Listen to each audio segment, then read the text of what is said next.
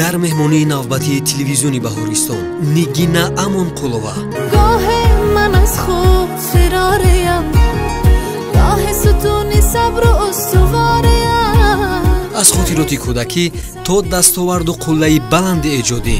چرا فرزندتون آورده؟ پسر دویم ما گرفته آوردنی بودم امروز.